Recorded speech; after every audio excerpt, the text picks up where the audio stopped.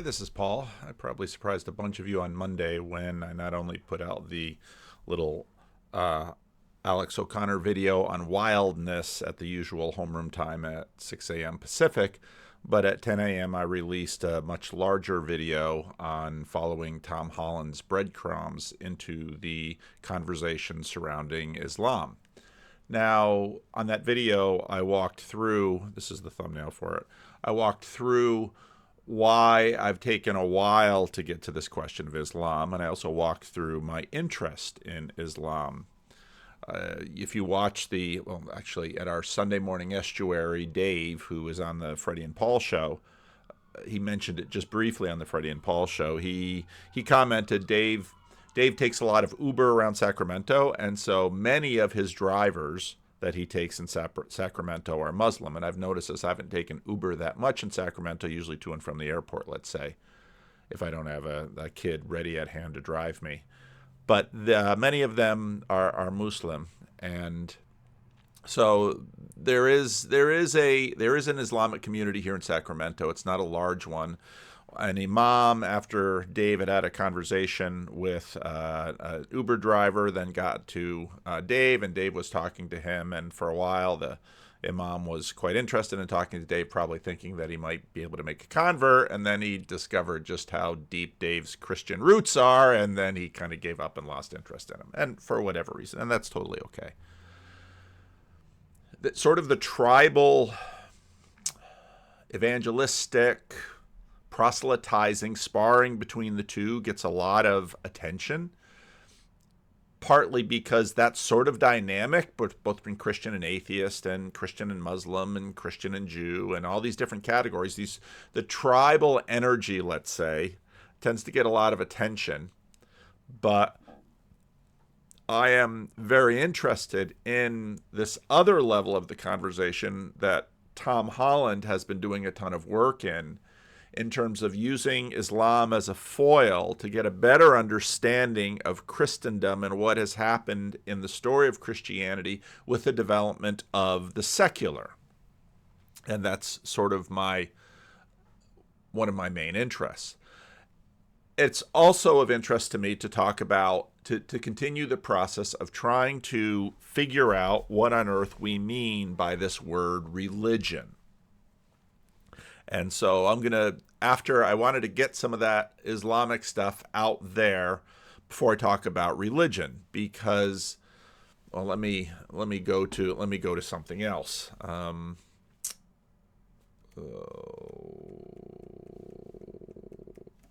Okay, let me talk about Emily. And Emily and I have been chatting via Twitter Messenger for a while now, and we've been looking to try and get a Randos slot at some point. She's got a bunch of videos of her kids.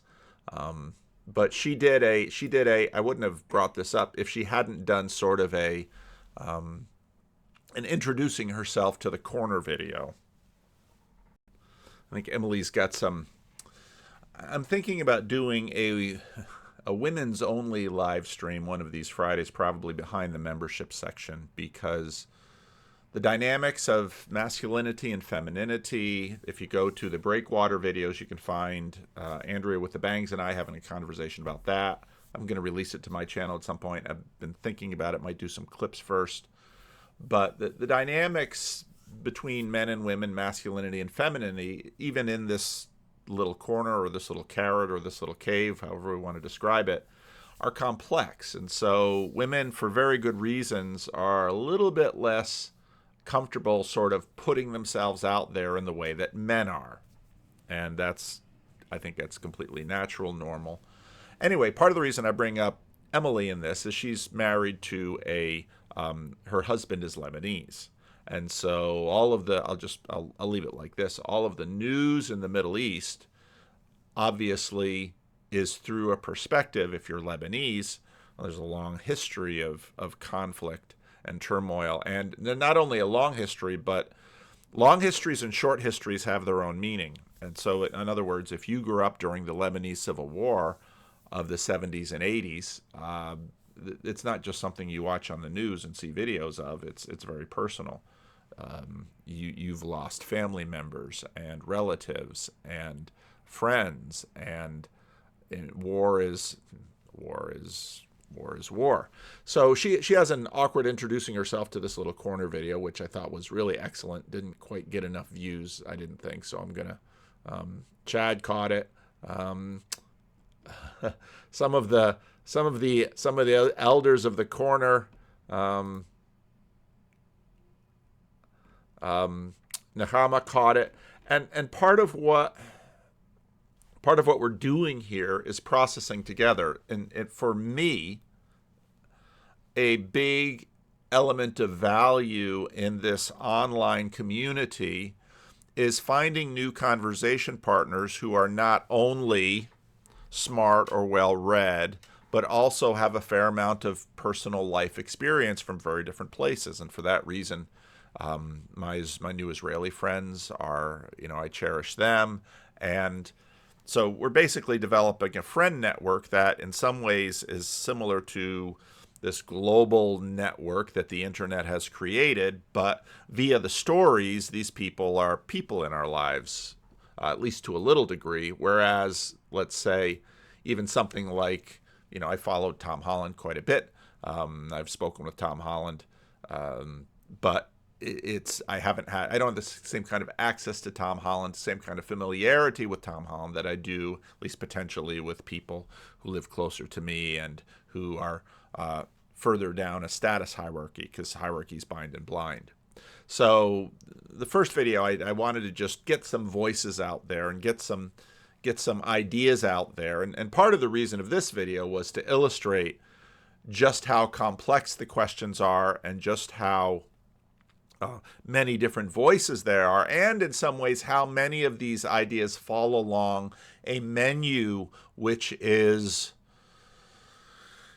it's sort of Jordan Peterson-esque in that there are sort of archetypes that emerge, and they can have a Muslim version and a Christian version. There are a limited number of responses on the menu for certain types of conflicts in humanity.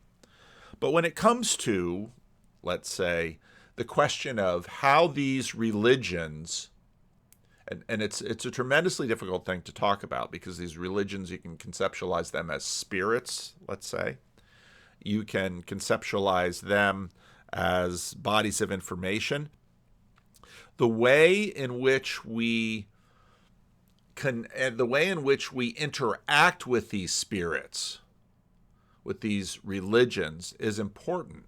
Because, for example, I should probably dig up my Houston Smith copy of The World Religions. I mean, you can read in Houston Smith, you read a book about religions, but like Dave, if you're in Ubers a lot and you're starting to build relationships with Muslims from Morocco or Muslims from Iran. Now, Muslims from Morocco and Muslims from Iran, they may be sort of two different things. Now, Christians can sort of sense this. A Christian from Georgia, a Christian from Greece, a Christian from Armenia, a Christian from Texas, a Christian from Sacramento, a Christian. You very much get the sense that, there's a lot of layers here. And it isn't that the religious layer, let's say the big, huge religious layer, is unimportant. It's just really difficult to try to come up with useful heuristics. Jonathan used that word with Alex O'Connor. It's difficult to come up with useful heuristics that sort of help guide your way through it. And now that we're in a season where a lot of people are reevaluating their own position with respect to these enormous things called religion, figuring out these heuristics is very salient to people. And it's obviously very salient to people in this little corner because there's a lot of people who are asking formative questions. And some people are looking at Judaism. If not Judaism, maybe this Noahidism, which is sort of Judaism light, Judaism for Gentiles. In many ways, Christianity is a far older version of Judaism for Gentiles. Because, of course, Christians say that Jesus is the culmination of the covenant. so on and so forth. Of course, many Muslims go on and say, well, Muhammad is the final prophet. And then you have a religion like Latter-day Saints who say that prophecy is ongoing. You have forms of Pentecostalism in America, and you have other different sort of buddings out of Christianity in the West that had continued prophecies, or at least new authorities or new lights, et cetera, et cetera. So religions are very dynamic things that can continue to go on. But part of the landmine that you face is that, well, you start talking about religion and you come to a situation where, well, here's a person whose husband is Lebanese. Now, he's Lebanese. He might be Muslim, and he might be a Druze Christian. So some of these Eastern Christians that have continued on in the former Ottoman Empire, which then was sort of taken over after the First World War by the European colonial powers. And I mean, the Middle East is a very dynamic place. So there's a ton going on in this, and so I wanted to do a little bit of talking about the category of religion. Let's see if I can find my mouse and get this PowerPoint in a little nicer order. My mouse has to span across 6 screens, so sometimes it gets a little wayward here. Oh, come on, no, there. Okay, and sometimes some of these things act funny. Oh no.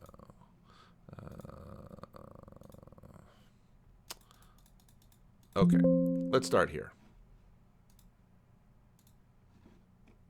Let's talk about common religion. Now, part of why religion is difficult to talk about is because it is so particular. Because people are so particular, because people are so complex.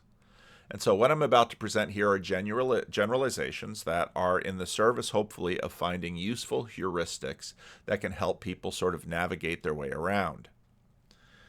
Pastors are always using heuristics because we have to deal with multiple people, but we have to deal with multiple people as individuals. So as we continue to know people, the heuristic goes away and the individuality starts to emerge. And that's why pastors have the kinds of conversations they do.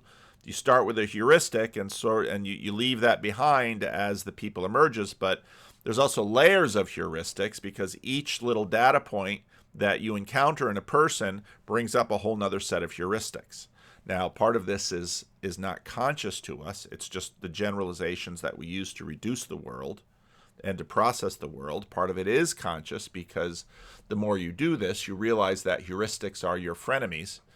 They're friends because you need them to process a world too big, but they're also enemies because what you do is then you sort of project a heuristic on the person you're talking to instead of seeing the person. And so with more conversation, with more data points, with more question and answer, you start to drill down deeper, and then meeting these people continue to alter the heuristics that you're working with. And we do this quite naturally. And but one of the things, the more you do it, at some point you might begin to think about, oh, this is actually what I'm doing with respect to this. So common religion. Let's talk about common religion. Here are 4 areas. They're not the only areas, but there's some big areas of, generally speaking, what human beings take away from with their religion. Now, with different individuals, they're gonna be in different measures. They're going to be in different levels of consciousness or awareness.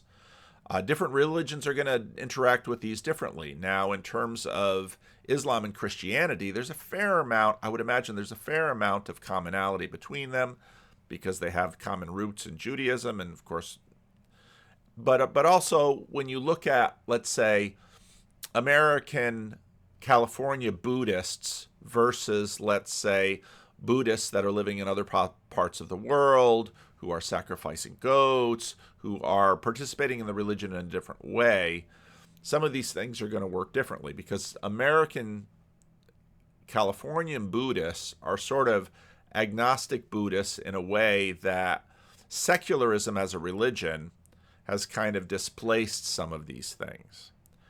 And that's why going around Twitter right now is our videos of, it's so funny listening to Tom Holland talk about human rights as, well, it's not something you bump into reality, and then other atheists out there saying human rights is a fiction. Okay, but how do we regard fiction? So, common religion. One aspect of religion that commonly works with people is a belief and a trust in a higher power. Now, I use that from AA because that phraseology has been very successful with AA, basically getting at this deep motivation within human beings that someone somewhere is at least, there's a possibility that someone somewhere with more reach and more power is looking out for me. You can see this in polytheism and having a special God, a special relationship with a special God, that this God is sort of your patron. It's sort of a patronage type relationship. And you look to that higher power for deliverance. You look to that higher power for providence, someone to guide your steps. You look to that higher power as someone to appeal for help. And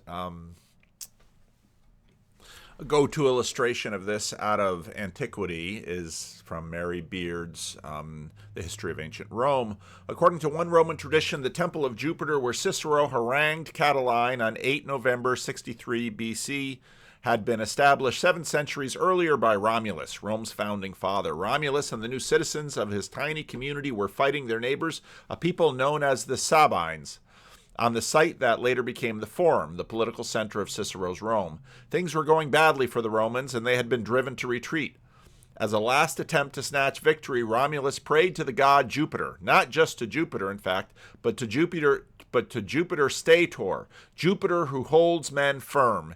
He built a temple in thanks. Romulus promised the god if only Romans would resist the temptation to run for it and stand their ground against their enemy. They did, and the temple of Jupiter Stator was erected on that very spot, the first in a long series of shrines and temples in the city, built to commemorate divine help in securing military victory for Rome.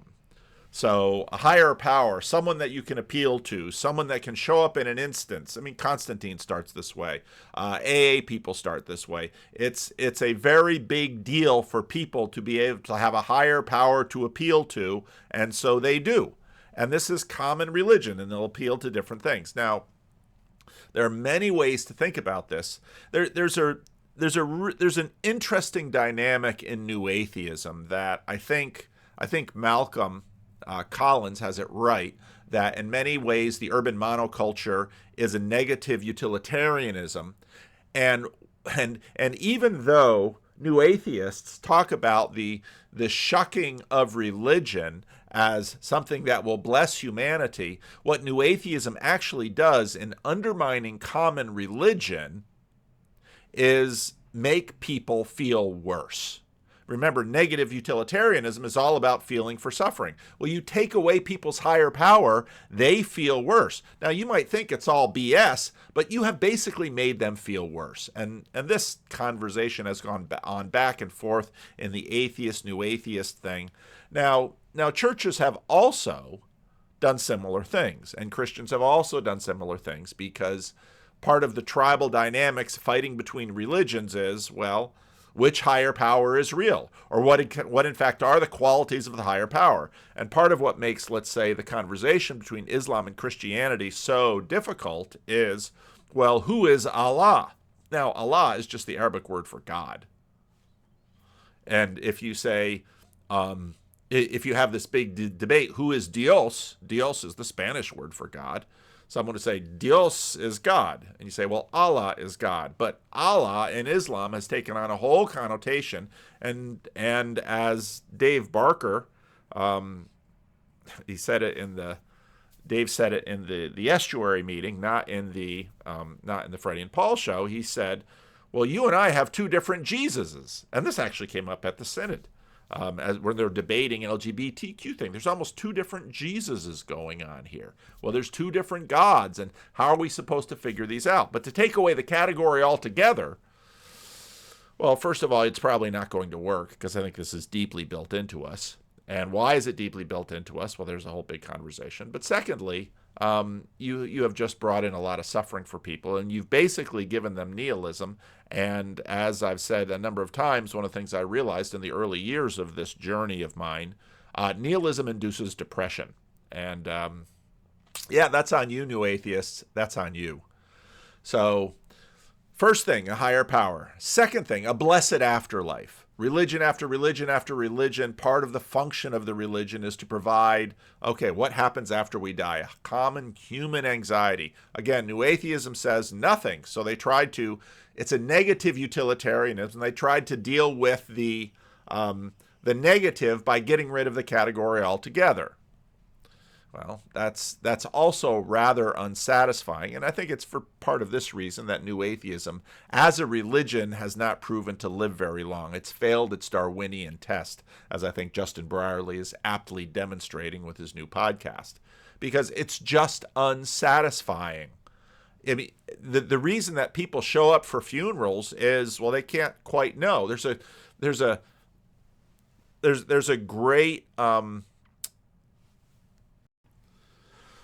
So the Alex O'Connor, Jonathan Peugeot video has just dropped, and there's a lot of interesting pieces in it. And I really see Alex O'Connor as kind of a seeker. Problem with seeking is that somebody said, if you seek, you'll find. And talked to Martin Shaw about that.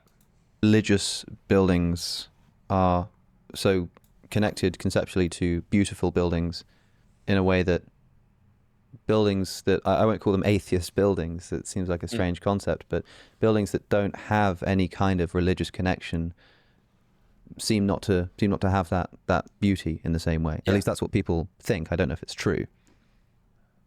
So there are a few things to mention. One is the way that kind of traditional societies function.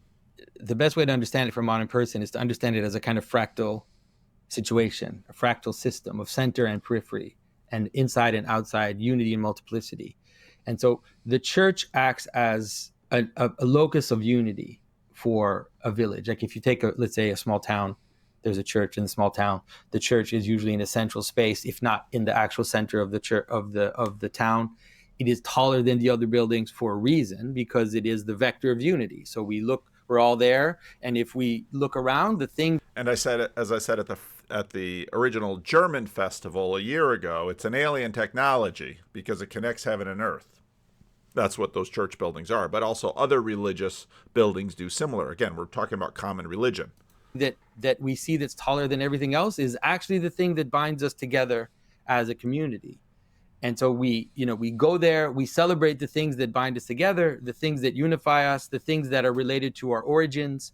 So we have weddings and baptisms and deaths, and all of these things we celebrate at the place that binds us together. So there's an actual coherence to the way in which it's a medieval city would manifest themselves, which is with this building at the middle. And so you can understand it as kind of like an offering to what binds us together. So for the same reason that you would make yourself, let's say, well-dressed to go to a wedding, or that you would decorate the house for a Christmas meal, you are offering your excess up to something which binds you together. And so it becomes like a shining beacon of your unity, right? And so it's on the one hand a sense of sacrifice, where we're sacrificing this excess into something which binds us together and up towards something which transcends us. But then it also becomes an image of our unity. That's why it has a. Now, part of what's happening here, and in this video too, where I'm talking about common religion, is a big thing of what Jordan Peterson sort of broke open 5 years ago is helping agnostics, secular people, atheists understand the sociology, the psychology beneath common religion. And Jonathan Peugeot is essentially doing the same thing here. It's it's usually not an individual building, especially like the more medieval churches. It's something which happens over time, right? It happens over a century, 2 centuries. The church is an organic part of the unity of the town itself. It's not just an artistic statement or the way we understand how we make art today. And it's not even just architecture. It is that, right? It's a beacon of unity, maybe best way to understand it. But I suppose, and I agree with you, and it's fascinating.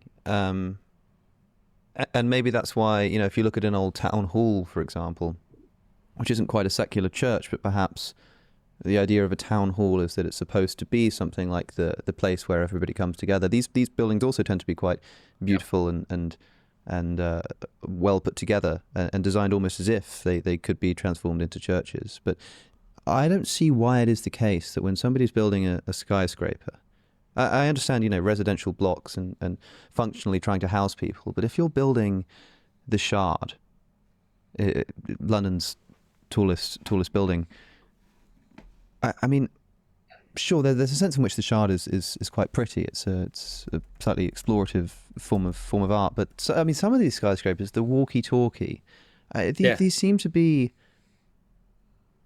I don't understand why it is the case that they can't also have a similar devotion to beauty that would have existed in something like an old church. Like, why is it? I understand why every now and again you build a skyscraper, somebody takes a risk and it goes wrong. But it seems like every skyscraper we build is an exercise. It's like testing people's assumptions about the subjectivity of art. It's like, it's like God is laughing at us in saying that, when we decide that beauty is subjective and it's just your opinion, man, he's like, well, try living here for a couple of years. Yeah, let's just see what happens if you and do see live how it that goes. way. See how you like it. But I don't understand why that's the case. Like, why does this happen? Yeah. Well, it is in the secularist approach itself.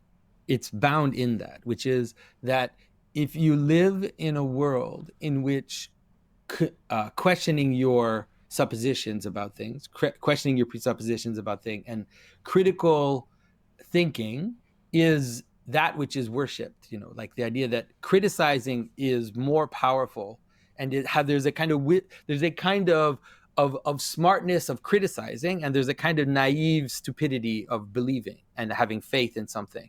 If you believe something, if you have faith in something, you should have you should be cynical about it, right? You should be cynical about the things that bind us together. And so this is woven through our society at all kinds of levels, right? It's not just, it happens on the one hand in the technologies, which provides us with all kinds of technologies, but it also happens in the social space, which means that every year there's a new theory about how humans work, and it's completely new and it's revolutionary and we never thought of it before, and it just happens every single every cycle.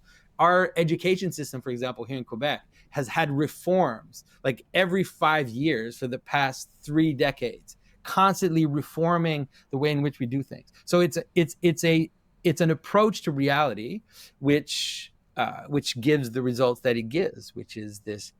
It's also part of what it also gives us fashion. And fashion is hilarious because obviously fashion on your clothes is easy to, because you're going to throw your clothes away and you move out. But fashion in buildings is the funniest thing ever. So you have these fashions of buildings and house building that just run through society. And then 20 years or 30 years later, you look at it like your grand. Now, a little bit later, he's going to talk about, Alex is going to return to the question of, well, maybe it's just revered because it's old. And Jonathan's going to flip it around. And again, this is completely part of the Darwinian truth realization and Darwinian religion realization of Jordan Peterson that no, it's old because it's beautiful.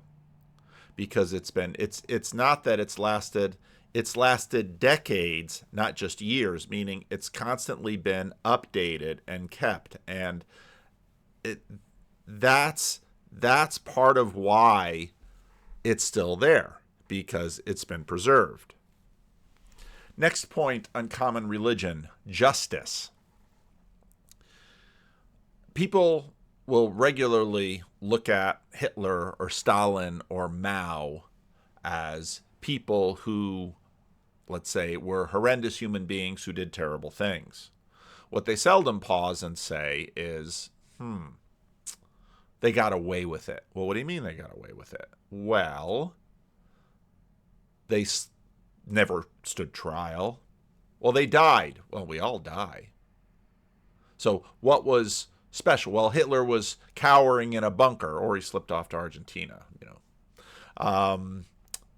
Stalin died with his henchmen around him, possibly poisoned, but we don't know. Mao died of natural causes, we assume, but they all get away with it. Did any of them have to pay for the suffering and death of million upon millions of people that they, using the exercises of state power, used to, well, or what about all of their victims? Did they get justice? No, they died too. Well, justice that this world can't and won't afford. So here's a go-to quote of mine on my blog from Miroslav Volf, who wrote a book, Exclusion and Embrace, after his experience in the breakdown of Yugoslavia during that civil war. Of course, communism and atheism sort of held the supremacy there. One could object that it's not worthy of God to wield the sword, if God is not love, long-suffering, and all-powerful love. A counter-question could go something like this. Is it not a bit too arrogant to presume that our contemporary sensibilities about what is compatible with God's love are so much healthier than those of the people of God throughout the whole history of Judaism and Christianity?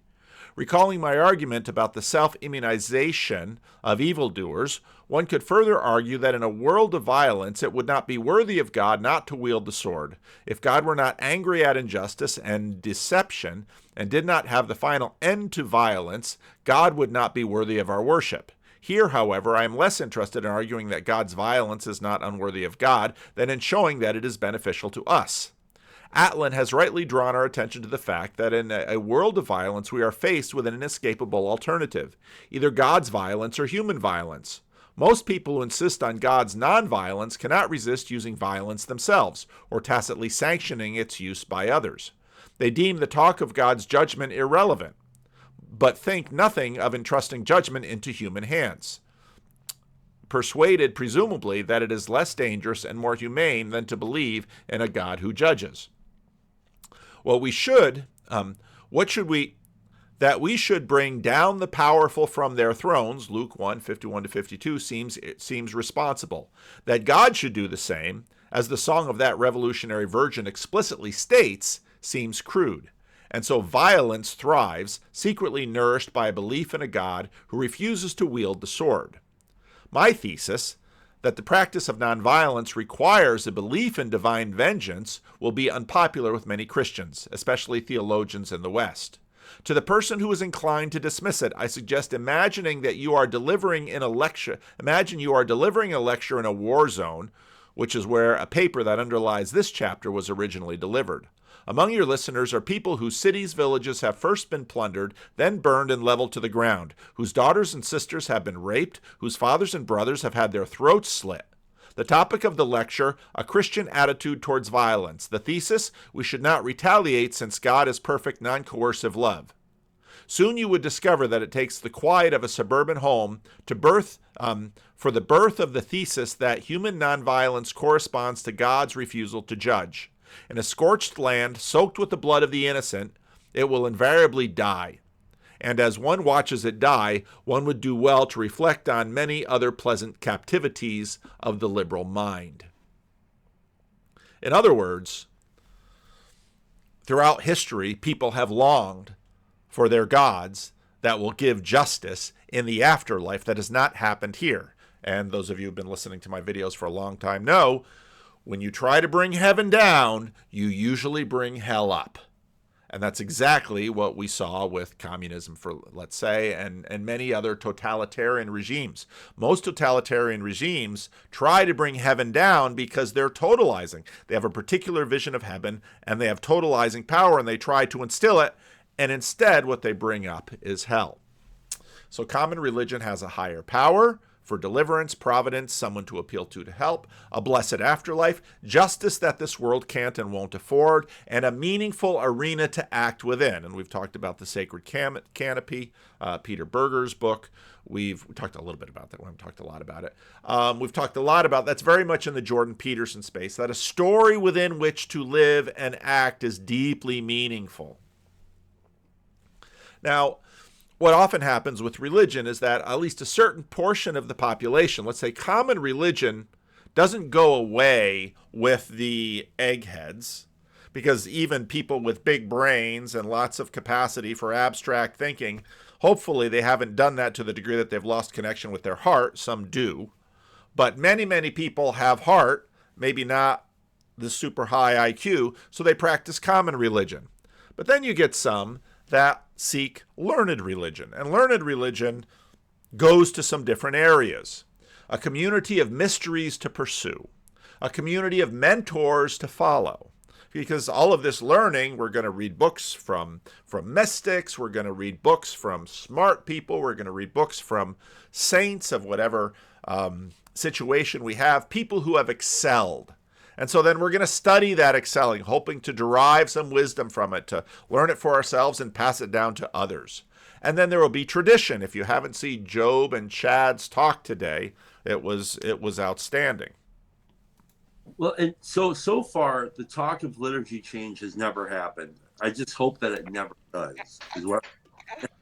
Because for me, that was the attractive bit for my wife and I. My wife grew up in a Catholic church, and I thought initially that I would want to be Catholic, and she said, "Dude, you're not going to want to be Catholic. You're not disciplined enough."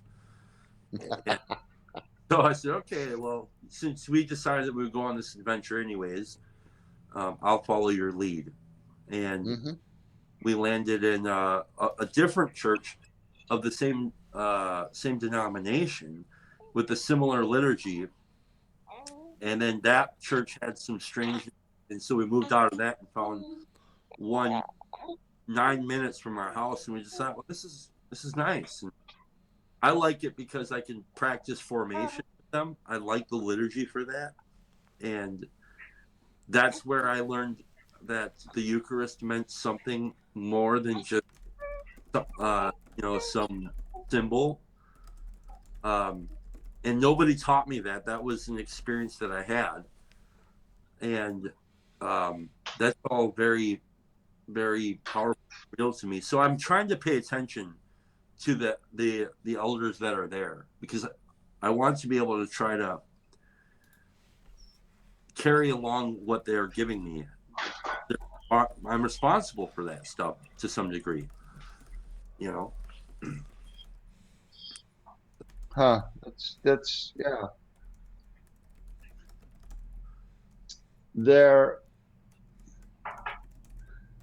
Sorry, this is just my brain making a connection. There used to be a man that I started the story wrong. I know a man who became a folk song singer. I don't know him, but I used to meet him at a conference, let's say. Okay. And he became a folk song singer.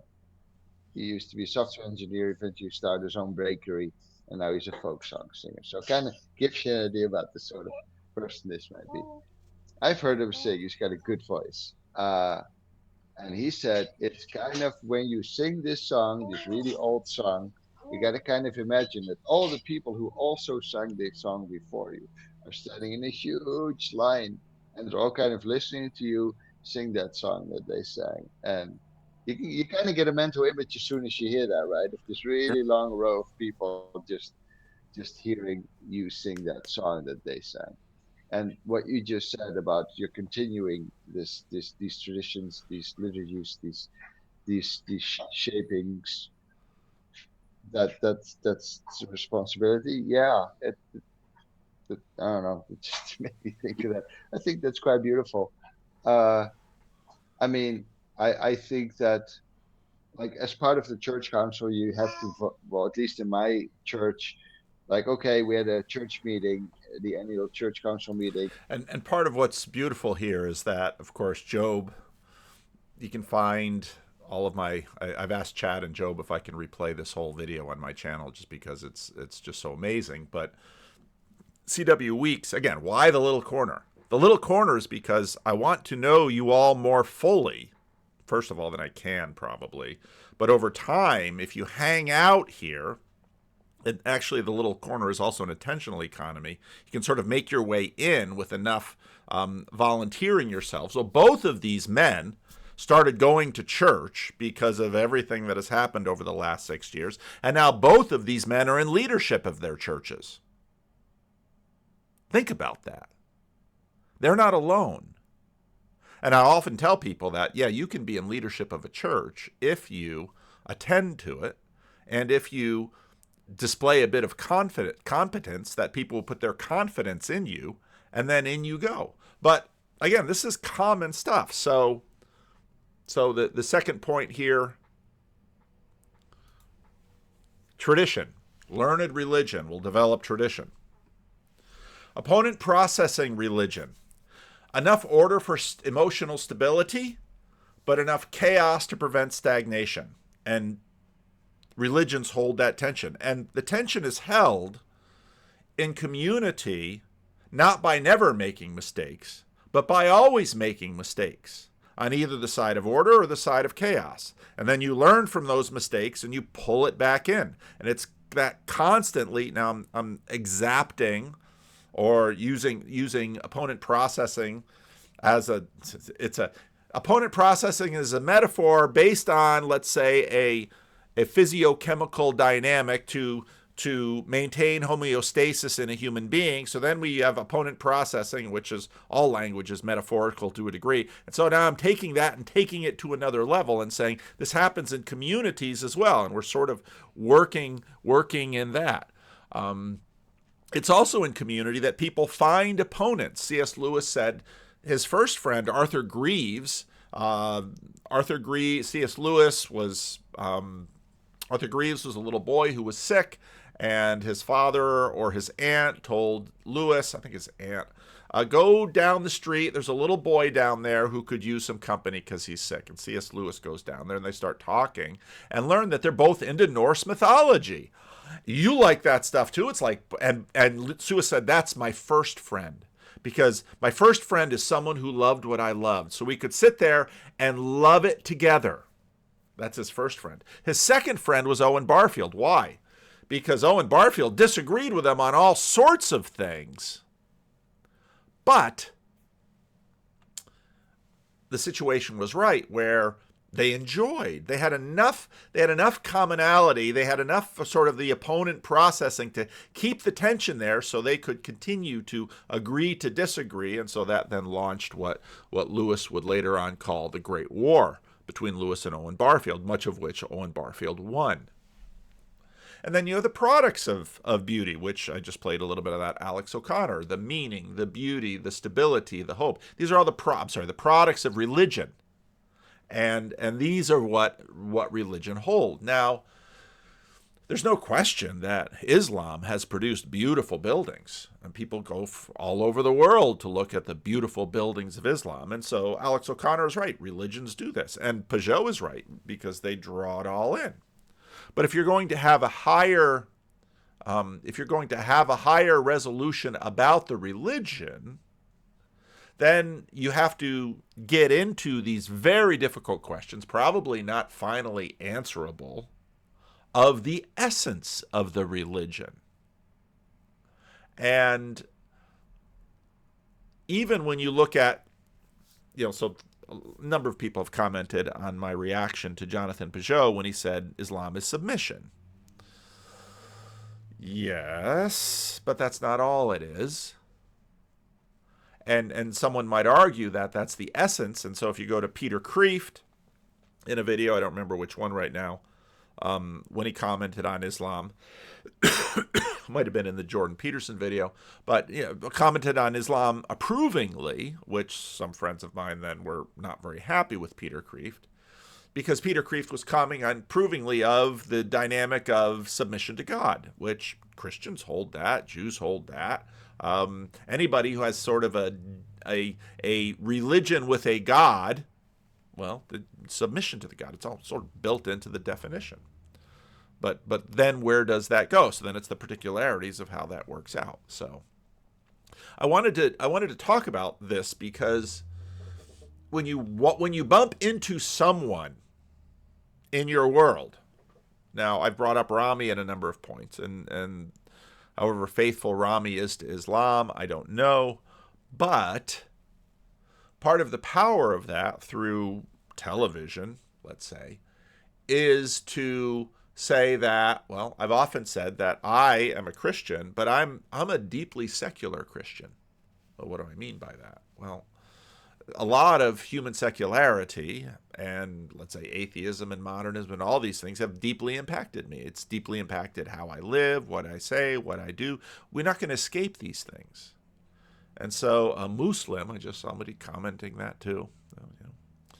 A Muslim, I mean, should I say van der Klei in a Dutch accent, or should I say van der Klei like an American? This is the trick with respect to religions, and it's especially a trick with respect to, see, all these aspects. Well, the Quran can't really be read in translation. Okay. But that point isn't just about the Quran.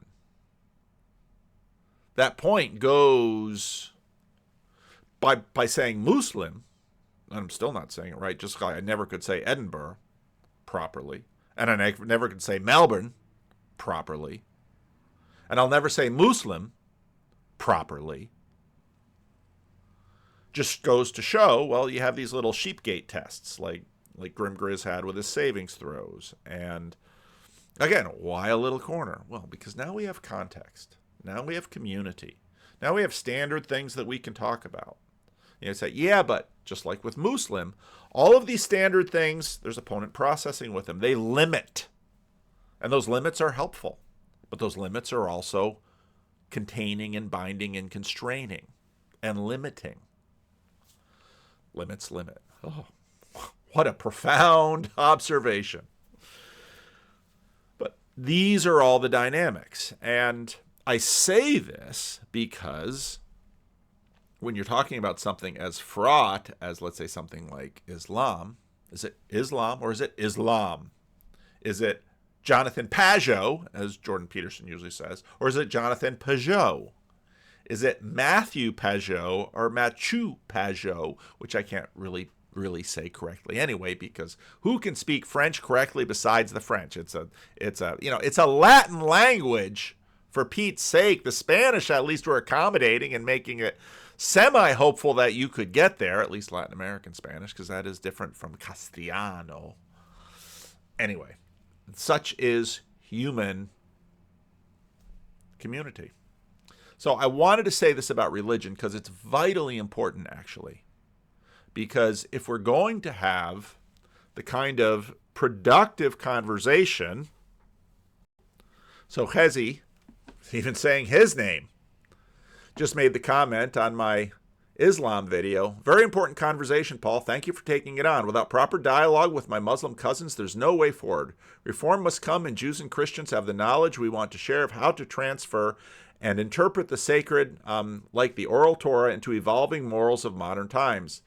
They must reuse the methods of, and I can't say that word either, but Tom Holland said it a number of times.